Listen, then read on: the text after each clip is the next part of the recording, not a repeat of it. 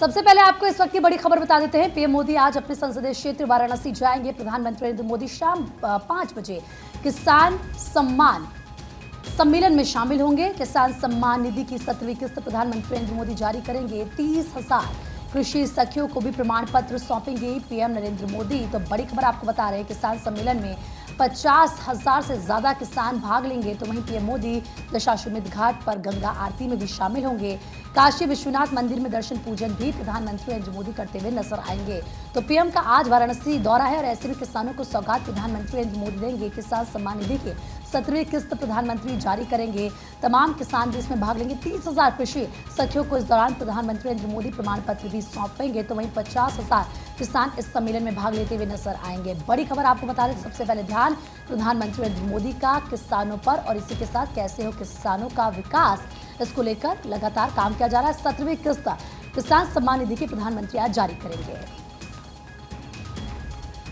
और एक और बड़ी खबर आपको बताएंगे, नीट पेपर लीक मामले में पूछताछ होगी। बिहार में आज और कल 11 परीक्षार्थियों से पूछताछ होनी है।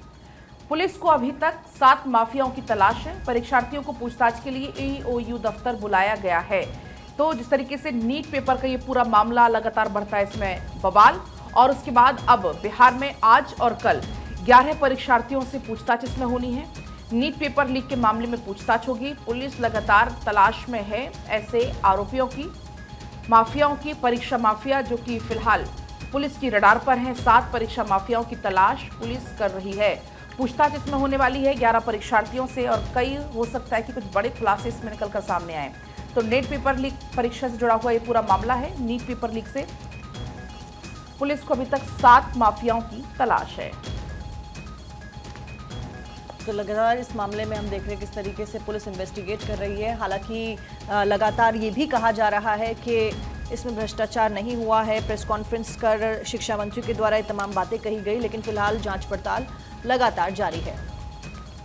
बढ़ते खबरों में आगे अगली खबर केदारनाथ धाम से, जहां पर मनाया जाएगा अंतर्राष्ट्रीय योग दिवस। 21 जून को अंतर्राष्ट्रीय योग दिवस और आज रन फॉर योगा मैराथन का किया जाएगा आयोजन। और इसके साथ साथ में अगस्त्य मुनि क्रीड़ा मैदान से मैराथन का आगाज होने जा रहा है और कल अलकनंदा मंदाकिनी के संगम तट पर विशेष सत्र आयोजित किया जाएगा। 21 जून को केदारनाथ में विशेष योगा का सत्र योग दिवस के मौके पर आयोजित किया जाएगा। तो देखिए 21 जून को हम सभी अंतर्राष्ट्रीय योग दिवस का मौका है और हम 10वां योग दिवस मनाने जा रहे हैं। इसको लेकर प्रधानमंत्री नरेंद्र मोदी भी लगातार लोगों से अपील भी कर रहे हैं कि वो योग जरूर करें। और 21 तारीख को अंतर्राष्ट्रीय योग दिवस है और इस मौके पर योग की जो धूम है वो देश के अलग अलग हिस्सों में आपको देखने को मिलेगी। केदारनाथ से लेकर के कश्मीर तक आपको योग करते हुए तमाम लोग नजर आएंगे। आगे बढ़ते बात करते हैं अखबारों की। 27 जून को राष्ट्रपति के अभिभाषण के साथ शुरू होगा संसद का सत्र। 2 और 3 जुलाई को पीएम मोदी लोकसभा और राज्यसभा में अभिभाषण देंगे और अभिभाषण पर दरअसल जवाब देंगे, क्योंकि एक प्रक्रिया होती है। और सबसे पहले आपको मालूम है कि जो नए सांसद हैं जिनको चुना है आम जनता ने, उनको पहले वहां पर शपथ दिलाई जाएगी और इसके बाद अभिभाषण होगा राष्ट्रपति का। और ये एक प्रक्रिया होती है जिसमें राष्ट्रपति की तरफ से जो लेखा जोखा होता है, सरकार का जो कार्यकाल में जो उपलब्धियां होती है उसका जिक्र होता है। लेकिन सबसे बड़ी बात है, क्योंकि ये जो मोदी 3.0 है इसका पहला सत्र है, तो ऐसे में तस्वीरें बहुत दिलचस्प होगी देखना, क्योंकि एनडीए की सरकार और सबसे बड़ी बात कि प्रधानमंत्री नरेंद्र मोदी की तरफ से जब अभिभाषण पर जवाब दिया जाएगा तो वो क्या कहते हैं वो देखना बहुत ज़्यादा महत्वपूर्ण होगा।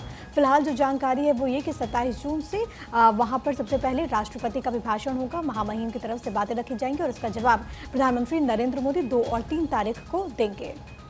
आगे बढ़ते हैं, बात कुछ और खबरों की करेंगे। एक और बड़ी खबर आपको बता दें, प्रोटेम स्पीकर के चयन की प्रक्रिया तेज हो चुकी है।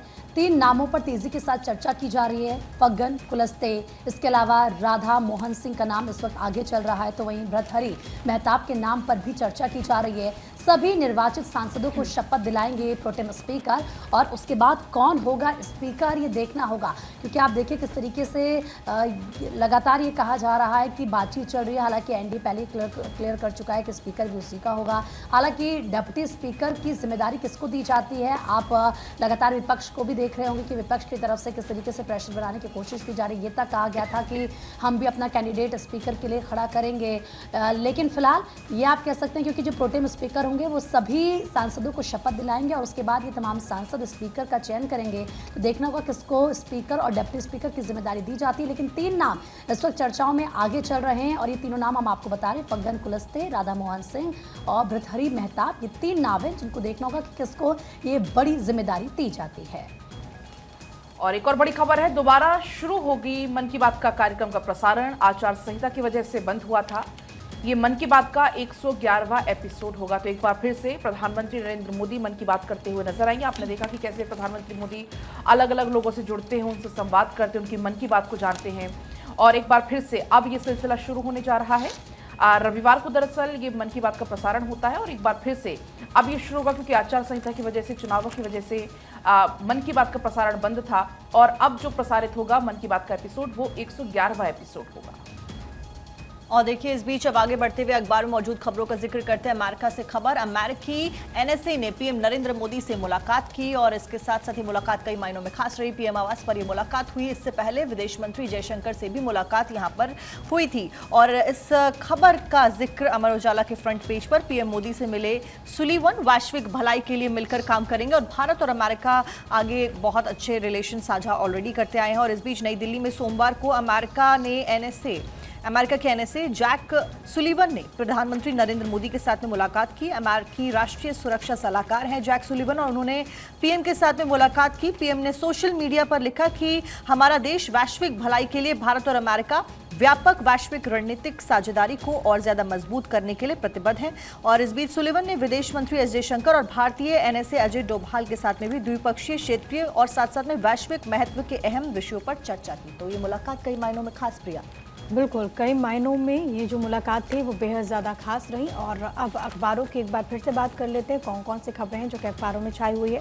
और अगर मेरे पास इस वक्त एनबीटी है और सबसे लास्ट पेज में अगर हम बात करें तो इसमें 2 महत्वपूर्ण खबर है। तो ये कि 15 दिनों में दूसरी बार भारत आ रही हैं शेख हसीना। उनका ये दौरा अपने आप में बहुत ज़्यादा महत्वपूर्ण है। 30ता मास्टर प्लान पर छिड़ सकती है बात। भारत के बाद चीन जाने का भी उनका प्लान है। बांग्लादेश के पीएम, आपको याद होगा कि शेख हसीना जब प्रधानमंत्री नरेंद्र मोदी ने 9 तारीख को शपथ ग्रहण की थी तब भी वो आई थी। और अब कहा जा रहा है कि 15 दिनों में वो दूसरी मर्तबा भारत आ रही है। और कई विषयों पर बांग्लादेश और भारत के जो संबंध है उनको मजबूती देने की कोशिश है। और मोदी 3.2 में भी जो नेबरहुड फर्स्ट पॉलिसी है इसको बढ़ाने की कोशिश की जा रही है। और यही कारण था कि शपथ ग्रहण समारोह में जो नेबरिंग कंट्रीज हैं उनको बुलाया गया था। 7 देशों के राष्ट्राध्यक्ष पहुंचे थे।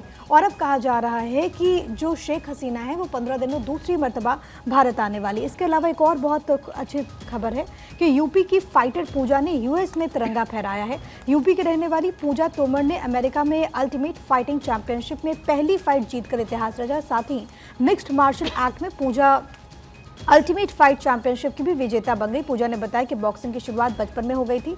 पूजा ने अपने स्कूल में कराटे सीखा और कई प्रतियोगिता में जीत हासिल की है। तो ये भारत के लिए, यूपी के लिए बड़ी अच्छी खबर है जिसका जिक्र अखबारों में किया गया है। फिलहाल प्रीति आगे बढ़ते हैं, बात कुछ और अहम खबरों की करेंगे। और इस वक्त एक और अहम खबर आपको बता दें, गृह मंत्री अमित शाह ने मणिपुर मामले पर बैठक की है। और ऐसे में आपको बता दें कि किस तरीके से केंद्रीय बलों की संख्या बढ़ाने का फैसला इस समीक्षा बैठक में लिया गया है। मैतेई और कुकी दोनों समुदाय से बातचीत होगी।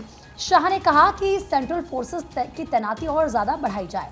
मणिपुर में जारी हिंसा पर काबू पाने की कोशिश रहेगी। आप देखिए, 1 साल से ज्यादा समय बीत चुका है जब से मणिपुर में हिंसा हो रही है। कुकी और मैतेई समुदाय के लोग आपस में लड़ रहे हैं, एक दूसरे के घर जला रहे हैं। किस तरीके से वहाँ पर उपद्रव किया जा रहा है। वहाँ पर सुरक्षा कर्मी तैनात है, लेकिन उसके बावजूद ये लोग हावी हो जाते हैं। और जो तस्वीरें सामने आती है उनसे पूरा देश हैरान हो जाता है। अब इस पूरे मामले पर गृह मंत्री अमित शाह की तरफ से कहा गया, जब समीक्षा बैठक की गई, कि मैतेई और कुकी दोनों समुदाय से बातचीत होगी। हालांकि सरकार पहले से ही बातचीत करने की कोशिश लगातार कर रही थी, लेकिन जिस तरीके की छुटपुट घटनाएं होती थी उसके बाद वो हिंसक रूप ले लेती थी। एक दूसरे के घर जला दिए जाते थे, एक समुदाय की तरफ से दूसरे समुदाय के घरों में। और अब इसको लेकर समीक्षा बैठक की गई। ये कोशिश की जाए, गृह मंत्री की तरफ से कहा गया कि लोगों को समझाया जाए कि हिंसा ना की जाए और जो केंद्रीय बलों की संख्या उसमें भी इजाफा किया जाए। और अब आगे बढ़ेंगे, बात होगी जम्मू कश्मीर की। बिल्कुल पलक, हम देखिए किस तरीके से जम्मू कश्मीर की बात कर रहे हैं। यहाँ पर नितिन गडकरी ने समीक्षा बैठक की है, बड़ी खबर आपको बता रहे हैं। और ऐसे में एलजी मनोज सिन्हा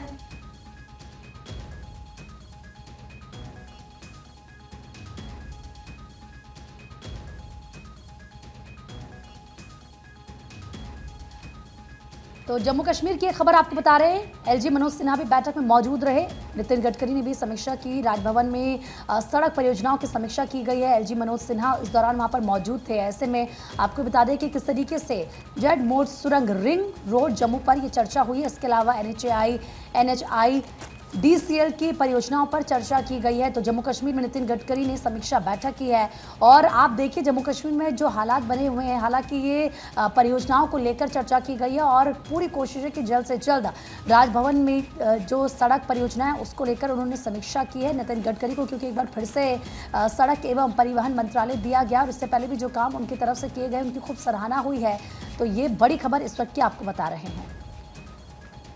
और इस बीच बढ़ते हैं आगे, अगली खबर का रुख करते हैं। विधानसभा उपचुनाव के लिए लिस्ट जारी कर दी गई है। भारतीय जनता पार्टी ने इस लिस्ट को जारी किया है और इसके साथ साथ में बीजेपी ने पंजाब की 1 और बंगाल की 4 सीटों पर विधानसभा उपचुनाव के ऊपर उम्मीदवारों का ऐलान कर दिया है। 7 राज्यों की 13 सीटें हैं जिन पर 10 जुलाई को उपचुनाव होना है और ऐसे में भारतीय जनता पार्टी के द्वारा अब लिस्ट उपचुनावों के उम्मीदवारों की जारी कर दी गई है। प्रिया, बिल्कुल, और ये विधानसभा उपचुनाव के लिए भारतीय जनता पार्टी की तरफ से लिस्ट जारी की गई और ये कॉपी आपकी टीवी स्क्रीन पर है और बेहद अहम है। 5 उम्मीदवारों की सूची तमाम समीकरणों को साधते हुए, क्योंकि कई राज्य हैं जिसमें पंजाब शामिल है, बंगाल शामिल है और खासतौर पर ये वो स्टेट्स हैं जहाँ पर लोकसभा चुनाव में भारतीय जनता पार्टी जो उम्मीद कर रही थी उस अनुरूप नतीजे नहीं आए हैं और ऐसे में उपचुनाव जो है उसमें तमाम तरह की कोशिशें की जा रही है। इसी बीच खबर ये कि भारतीय जनता पार्टी ने 4 राज्यों की विधानसभा चुनाव प्रभारियों की नियुक्ति कर दी है। शिवराज सिंह चौहान को झारखंड की जिम्मेदारी दी गई है। भूपेंद्र यादव महाराष्ट्र के प्रभारी बनाए गए हैं। इसके अलावा धर्मेंद्र प्रधान को हरियाणा की जिम्मेदारी मिली। जी किशन रेड्डी जम्मू कश्मीर के प्रभारी बनाए गए हैं। तो तमाम केंद्रीय मंत्री हैं जिनको ये जिम्मेदारी दी गई है, क्योंकि इस साल के अंत में और अगले साल की शुरुआत में कई राज्यों में विधानसभा के चुनाव होने वाले हैं, चाहे वो झारखंड हो, जम्मू कश्मीर हो। कहा जा रहा है कि इसी साल के आखिर में सितंबर के बाद कभी भी वहाँ पर चुनाव हो सकते हैं। इसके अलावा हरियाणा हो जहाँ पर भी इस साल के आखिर में चुनाव होने वाला है। इन तमाम राज्यों के लिए भारतीय जनता पार्टी की तरफ से चुनाव प्रभारियों की ड्यूटी लगा दी गई है और अब ये जो बड़े चेहरे हैं, चाहे वो केंद्रीय शिक्षा मंत्री हो धर्मेंद्र प्रधान, इसके अलावा जी किशन रेड्डी, केंद्रीय कृषि मंत्री शिवराज सिंह चौहान, उनको भी जिम्मेदारी दी गई है। तो ये अलग अलग स्टेट्स में जाएंगे, वहाँ पर क्या वस्तु स्थिति है वो जानने की कोशिश उनकी तरफ से की जाएगी और उसके बाद एक रणनीति बनेगी और फिर भारतीय जनता पार्टी उस तमाम स्टेट्स में काम करेगी। लेकिन फिलहाल के लिए इन चुनाव प्रभारियों की नियुक्ति कर दी गई है और ये जानकारी जो दी गई है वो आपकी टीवी स्क्रीन पर इस वक्त हम आपको दिखा रहे हैं। और देखिए बीजेपी इसी स्ट्रैटेजी के साथ काम करती है, विधानसभा चुनाव हो चाहे लोकसभा चुनाव हो। और अभी आप सोचिए कि जो ये चुनाव है करीब मानिए कि किस तरीके से 6 महीने का वक्त होगा, लेकिन उससे पहले आप कह सकते हैं कि पूरी कोशिश यहाँ पर की जा रही है। इसके अलावा आगे बढ़ेंगे, दिल्ली दौरे पर राजस्थान के मुख्यमंत्री भजन लाल शर्मा पीएम मोदी से मुलाकात की है। बीजेपी अध्यक्ष जेपी नड्डा से भी मुलाकात की है। कई केंद्रीय मंत्रियों से भी सीएम भजन लाल शर्मा ने मुलाकात की है। तो दिल्ली दौरे पर राजस्थान के सीएम भजन लाल शर्मा कई केंद्रीय मंत्रियों से उन्होंने मुलाकात की है। तस्वीरें आपको दिखा रहे हैं जब प्रधानमंत्री नरेंद्र मोदी से भी उन्होंने मुलाकात की। यहाँ पर चर्चा किस तरीके से की गई है, बीजेपी अध्यक्ष जेपी नड्डा से भी भजन लाल शर्मा ने मुलाकात की है। इसके अलावा भी कई ऐसे केंद्रीय मंत्रियों की लिस्ट है जिनसे सीएम खुद मिले हैं और तमाम मुद्दों पर बातचीत की है। देखिए मुलाकात की तस्वीरें भी सामने आई हैं। बीजेपी अध्यक्ष जेपी नड्डा से मुलाकात यहां पर की गई। अब आगे बढ़ेंगे, दिल्ली में खड़गे आवास पर कांग्रेस की बड़ी बैठक हुई। सोनिया गांधी, प्रियंका गांधी, राहुल गांधी इस बैठक में शामिल हुए। नेता विपक्ष स्पीकर के चुनाव को लेकर इसमें मंथन हुआ। तो ये बड़ी जानकारी है। राहुल रायबरेली सीट से सांसद रहेंगे, इस बात का भी निर्णय इस बैठक में लिया गया। गांधी परिवार की पहली सदस्य जो कि दक्षिण से पारी शुरू करेंगे, यानी कि प्रियंका गांधी का जिक्र यहां पर हो रहा है कि पहली बार चुनाव लड़ेंगी प्रियंका गांधी राहुल गांधी के वायनाड सीट छोड़ने के बाद। तो कल बड़ी बैठक हुई कांग्रेस की और उसमें तमाम बड़े फैसले कल इस बैठक में लिए गए। और इस बीच प्रियंका गांधी करेंगी चुनावी राजनीति में डेब्यू। वायनाड सीट से दरअसल प्रियंका गांधी वाडा चुनाव लड़ने जा रही है। राहुल गांधी ने वायनाड सीट छोड़ने का ऐलान किया है। वायनाड से लोकसभा उपचुनाव लड़ेंगी प्रियंका गांधी और कांग्रेस अध्यक्ष खड़गे के घर पर बैठक हुई जिसमें फैसला लिया गया। पहली बार चुनावी मैदान में उतरेंगी प्रियंका गांधी। दक्षिण का द्वार से चुनावी मैदान में एंट्री लेंगी और वायनाड सीट से लोकसभा का उपचुनाव लड़ने वाली है। तो देखिए रायबरेली और वायनाड सीट क्योंकि राहुल गांधी दोनों जीते और इस बीच राहुल गांधी ने अब ये फैसला किया है और पार्टी ने ये फैसला किया है कि वायनाड से प्रियंका गांधी वाड्रा उपचुनाव लड़ने जा रही हैं और रायबरेली की सीट पर राहुल गांधी ही रहने वाले हैं। और अखबारों के फ्रंट पेज पर भी इस खबर का जिक्र। अमर उजाला में हेडलाइन, रायबरेली में ही रहेंगे राहुल और वायनाड से लड़ेंगी प्रियंका। और कांग्रेस नेता बोले कि दोनों जगहों से भावनात्मक जुड़ाव है। प्रियंका पहली बार कोई चुनाव लड़ने जा रही हैं। इस बीच राहुल बोले कि रायबरेली व वायनाड को मिलेंगे 2-2 सांसद। राहुल ने कहा कि रायबरेली और वायनाड को अब 2-2 सांसद मिलने जा रहे हैं। वायनाड के लोगों ने मुझे कठिन समय में लड़ने की ऊर्जा दी है और मैं इसे नहीं भूलूंगा। रायबरेली से मेरा पुराना नाता है। खुशी है कि मैं यहां पर प्रतिनिधित्व करता रहूंगा। साथ ही ये भी कहा गया, खड़गे ने कहा कि राहुल रायबरेली से सांसद बने रहेंगे। वायनाड से प्रियंका चुनाव लड़ेंगी। वो वायनाड के लोगों को राहुल की कमी को नहीं खलने देंगे। तो ये उनकी तरफ से कहा गया इसमें। और बीते रोज दोनों की तरफ से ये भी कहा गया था कि हम दोनों, चाहे वो रायबरेली हो, अमेठी हो, इसके अलावा वायनाड, वहाँ के लोगों के बीच जाते रहेंगे और वहाँ के लोगों की जो बात है उसको उठाते रहेंगे। अखबारों की बात कर लेते हैं। देखिए, इस वक्त मेरे पास नवभारत है और नवभारत में पेज नंबर 9 पर एक बहुत अहम खबर है जिसको जगह दी गई है। दरअसल कानून मंत्री अर्जुन राम मेघवाल की तरफ से एक स्टेटमेंट जारी किया गया जिसमें वो कहते हैं कि तीनों नए क्रिमिनल लॉ पर फिर से विचार नहीं होगा, ये 1 जुलाई से ही लागू होगा। यानी कि उनकी तरफ से ये क्लियर कट कर दिया गया है कि जो तीनों क्रिमिनल लॉज लेकर के सरकार आई है वो 1 जुलाई को लागू हो जाएगा। इसको लेकर के आपको याद होगा कि बीते मोदी 2.0 में इसको लेकर के पहल की गई थी और अब कहा जा रहा है कि 1 जुलाई से इसे लागू कर दिया जाएगा। केंद्रीय मंत्री की तरफ से जानकारी ये दी गई है कि नए कानून को अमल में लाने के लिए नोटिफिकेशन जारी हो चुका है, उस पर कोई पुनर्विचार नहीं हो रहा। हाल ही में दरअसल जो सीनियर क्रिमिनल लॉयर हैं इंदिरा जयसिंह, उन्होंने कानून को लागू न करने को लेकर के कानून मंत्री को एक चिट्ठी लिखी थी और साथ ही साथ क्योंकि कई मुद्दों को लेकर के सवाल उठाए गए थे, केंद्र सरकार ने आईपीसी, सीआरपीसी और इंडियन एविडेंस एक्ट की जगह 3 नए क्रिमिनल कानून बनाए। 1 जुलाई से अमल में आएगा और इसके लिए 24 फरवरी को नोटिफिकेशन जारी कर दिया गया था। नए कानून के तहत आईपीसी की जगह भारतीय न्याय संहिता, सीआरपीसी की जगह भारतीय न्याय सुरक्षा संहिता और इंडियन एविडेंस एक्ट की जगह भारतीय साक्ष्य अधिनियम लेगा। तो इसकी बात हुई। लेकिन ये कुछ तस्वीरें आपकी टीवी स्क्रीन पर इस वक्त एनएमडीसी की है जहां पर दरअसल इस वक्त योगा यहां पर किया जा रहा है और क्योंकि 21 तारीख को अंतर्राष्ट्रीय योग दिवस है तो देखिए इसकी धूम अलग अलग जगहों पर देखने को मिल रही है। तैयारियां भी बेहद जोर शोर से हैं क्योंकि हम कहते हैं कि योग एक ऐसी क्रिया के तौर पर इसे जाना जाता है जो कि आपको न केवल शारीरिक रूप से स्वस्थ बनाता है बल्कि ये आपको मानसिक तौर पर भी मजबूती देता है। और यही कारण है कि अलग अलग जगहों पर और भारत ने जिस तरीके से पहल की उसके बाद यूएन में भारत ने प्रस्ताव रखा, उसके बाद पूरी दुनिया ने माना कि कैसे योग आपको फिट रख सकता है। भारत 24 पर भी आप सुबह सुबह योग देखते हैं, योग करना सीखते हैं और ये जो तस्वीरें हैं वो दिल्ली की तस्वीरें जहाँ पर इस वक्त एनडीएमसी में यहाँ पर योग चल रहा है। यहाँ पर जो योग की क्रियाएं हैं वो सिखाई जा रही हैं और योग के ज़रिए कैसे लोग स्वस्थ रहें, क्योंकि योग एक ऐसी पद्धति है जो कि भारत में सदियों से चली आ रही है, हमारी प्राचीन परंपरा का हिस्सा है और भारत ने योग को लोगों तक पहुंचाया है, जन जन तक पहुंचाया है, पूरी दुनिया तक पहुंचाया है और अब लोग भी बहुत जागरूक हुए। कोरोना के दौर में जाहिर है कि योग को लेकर के लोगों की जो जागरूकता है, जो सजगता थी वो काफ़ी ज़्यादा बढ़ी थी और लोग अब इसे अपने जीवन में अमल करते हुए भी नज़र आते हैं। ये तस्वीरें एनडीएमसी के योगा कैंप की आप देख रहे हैं अपने टीवी स्क्रीन पर, क्योंकि 21 जून को लेकर के भी तमाम तरह की तैयारी है और जिसका जिक्र हम कर रहे थे कि चाहे केदारनाथ हो या फिर कश्मीर हो, क्योंकि खुद प्रधानमंत्री नरेंद्र मोदी कश्मीर में मौजूद रहेंगे।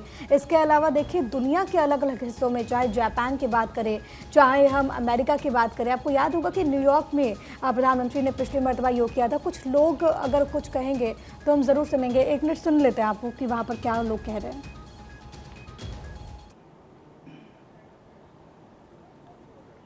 जी सर, जो ये क्या कहते हैं योगा डे है 21 जून का, इसके लिए तो ये 18 से 21 है, लेकिन हमारी क्लास कंटिन्यू चलती है लोधी गार्डन में योग स्थल पर सुबह 6:30 से 8:30 बजे तक। यहाँ डेली 75 से 100 लोग योग करने के लिए आते हैं।